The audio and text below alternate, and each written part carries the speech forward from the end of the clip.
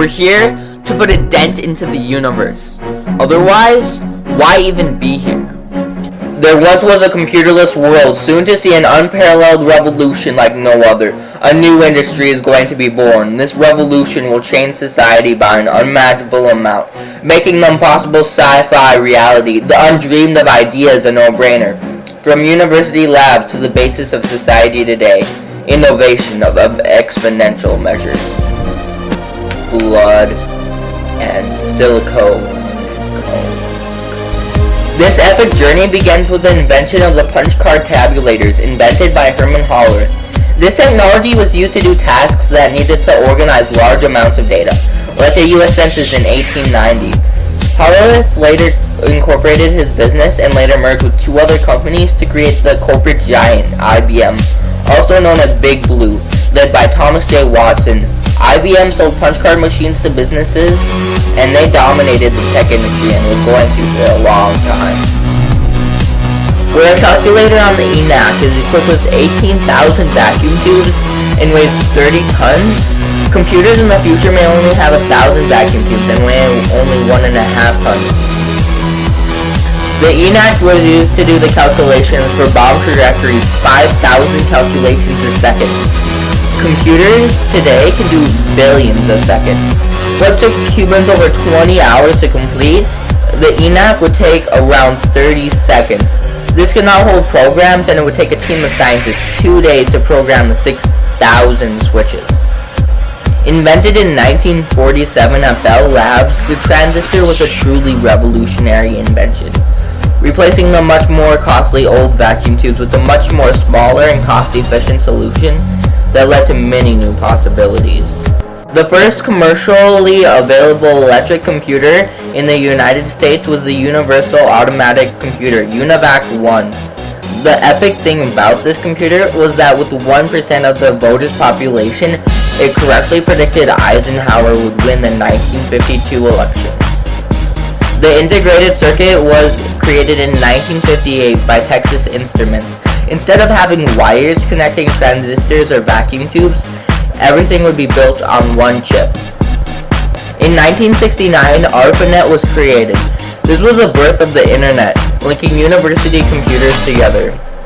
In 1972, Dennis Ritchie created C. C is a programming language. Programming languages are what programmers use to design programs that run on the computer. This was a very important creation of the computer revolution because this was the basis for almost all of the software to come. In a world where computers only existed in large university labs, there was a youngin' around 20 years old. Steve Jobs, abandoned at birth, was heavily influenced by the hippie movement, the hallucinative drug LSD, Zen Buddhism. He lived in the middle of the hippie time and the beginning of computers. He added this thing called the reality distortion field, where he believed the impossible was possible, and it ended up accomplishing something amazing beyond others' belief. He and his friend Steve Wozniak, known as Woz, created a personal computer known as the Apple I. Not many people were interested in a personal computer around that time. There's no reason anyone would want a computer in their home, Ken Olsen. They went to Atari and HP to get some funding, but they were turned down by both. They ended up making 200 of these computers from April 1976 to September 1977 and sold them for $666.66 because Woz liked repeating digits. The next computer they released, June 5th, 1977, was one of the most legendary computers, becoming most people's first computer and a legend to today, selling for 15 years, the longest selling computer on the market, Apple II forever.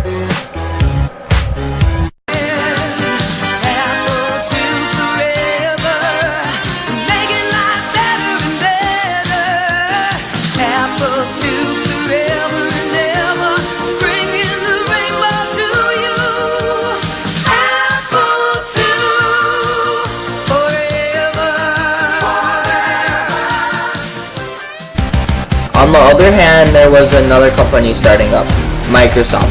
Founded by Bill Gates and Paul Allen, they started out by designing software for the Altair. They later created DOS, Disk Operating System, and they licensed it out to various companies. They also created software for Apple computers. A breathtaking computer was the Xerox Alto, which was revolutionary in many areas. It was the first computer with a graphical user interface, which is a huge breakthrough, making a much more easier interface to maneuver, creating an intimate relationship between the user and the computer. Later, the Mac was born, a 4-year quest using similar technology as Xerox. They created a computer that would take this innovation to the masses. It had some of the most legendary marketing of all time, marketing against Big Blue. Let's play the clip. Today we celebrate the first glorious anniversary of the Information Purification Directives. We have created, for the first time in all history, a garden of pure ideology, where each worker may bloom, secure from the pests, obeying contradictory thoughts.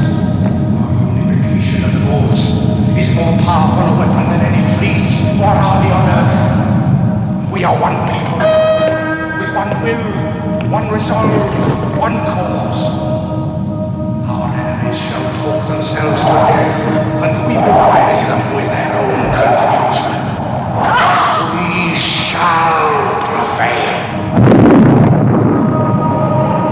On January 24th, Apple Computer will introduce Macintosh. And you'll see why 1984 won't be like 1984. Here's the Mac introducing itself to the public for the first time. Let's take a look. It's great to get out of that bag. And accustomed as I am to public speaking, I'd like to share with you a maxim I thought of the first time I met an IBM mainframe. Never trust a computer you can't with.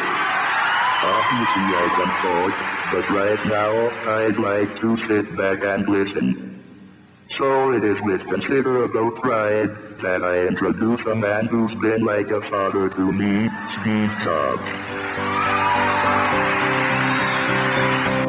Thus, the personal computer was born.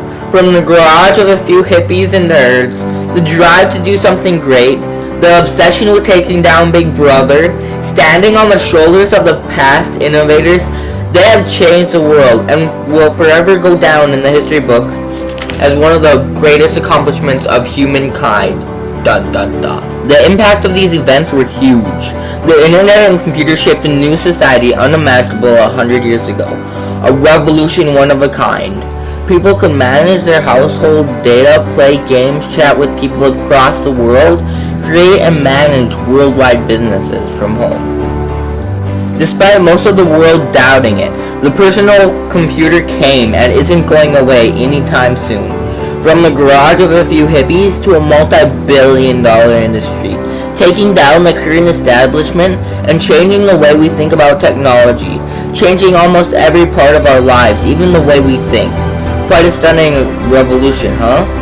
Peace out. When you grow up, you tend to get told that the world is the way it is, and your life is just to live your life inside the world, try not to bash into the walls too much, try to have a nice family life, have fun, save a little money. That's a very limited life. Life can be much broader once you discover one simple fact, and that is everything around you that you call life was made up by people that were no smarter than you. And you can change it. You can influence it. You can build your own things that other people can use. Once you learn that, you'll never be the same again.